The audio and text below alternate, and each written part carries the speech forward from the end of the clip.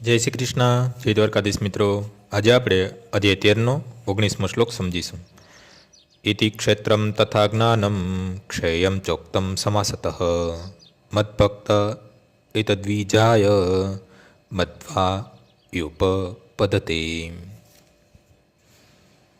આ પ્રમાણે મેં કાર્યક્ષેત્ર, શરીર, જ્ઞાન તથા ક્ષયનું સંક્ષિપ્ત વર્ણન કર્યું. અને કેવળ મારા ભક્તો જ પૂર્ણપણે સમજી શકે છે અને એ રીતે મારા ભાવ સ્વરૂપ પામે છે. ભગવાને શરીર, જ્ઞાન તથા ક્ષયનું સંક્ષિપ્તમાં વર્ણન કર્યું છે. આ જ્ઞાન 3 બાબતોનું છે: જ્ઞાતા, ક્ષેય અને જાણવાની પ્રક્રિયા. આ ત્રણે મળીને વિજ્ઞાન કહેવાય છે. પૂર્ણ જ્ઞાન ભગવાનના અનન્ય ભક્તો પામી શકે છે, જે તેઓ ભગવાન પાસેથી પ્રત્યક્ષ મેળવે છે. અન્ય લોકો તે સમજી શકતા નથી. અદ્વૈતવાદીઓ કહે છે કે અંતમાં આ 3 બાબતો એક થઈ જાય છે, પરંતુ ભક્તો આનો સ્વીકાર કરવા તૈયાર નથી. જ્ઞાન તથા જ્ઞાનના વિકાસનો અર્થ એ થાય છે કે મનુષ્ય પોતાને કૃષ્ણ ભાવનામૃતમાં સ્થિત જાણે.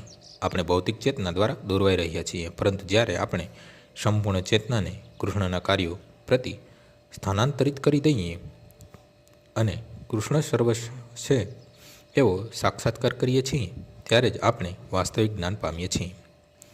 બીજી રીતે કહી શકાય કે જ્ઞાનનો ભક્તિને પૂર્ણ રીતે સમજવા માટેની પ્રારંભિક અવસ્થા છે. 15મા અધ્યાયમાં આનું બહુ સ્પષ્ટ નિરૂપણ થયું છે. હવે સારાંશ રૂપે કહી શકાય કે મહાભૂતાનીથી શરૂ કરીને ચેતનાધૃતિહ સુધીના ક્રમાંક 6 અને 7મા શ્લોક ભૌતિક તત્વો તથા જીવનના લક્ષણોના કેટલાક પ્રાકટીકરણોનું પૃથ્થકરણ છે.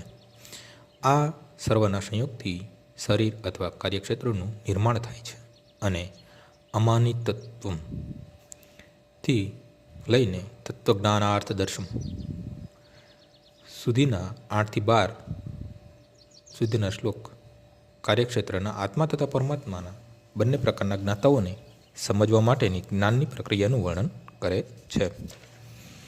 પછી અનાદિમત પરમથી આરંભી હદી સર્વસ્ય વિશિષ્ટતમ સુધીનું 13 થી 18 શ્લોક આત્મા અને પરમેશ્વર અથવા પરમાત્માનું વર્ણન કરે છે. આ પ્રમાણે 3 બાબતોનું નિરૂપણ થયું છે: કાર્યક્ષેત્ર, શરીર, જ્ઞાનની પ્રક્રિયા તથા આત્મા તથા પરમાત્મા. અહીં ખાસ વર્ણન કરવામાં આવ્યું છે કે માત્ર ભગવાનના અનન્ય ભક્તો માટે ભગવદ્ ગીતા સંપૂર્ણપણે ઉપયોગી છે. તેવો જ પરમ ઉદ્દેશ અર્થાત પરમેશ્વર કૃષ્ણના સ્વભાવને પામી શકે છે. બીજા શબ્દમાં અન્ય કોઈ નહીં, પણ કેવળ ભક્તો જ ભગવદ્ ગીતાને સમજી શકે છે અને વાંછિત ફળ પામી શકે છે. આજનો શ્લોક અહીં પૂર્ણ થાય છે.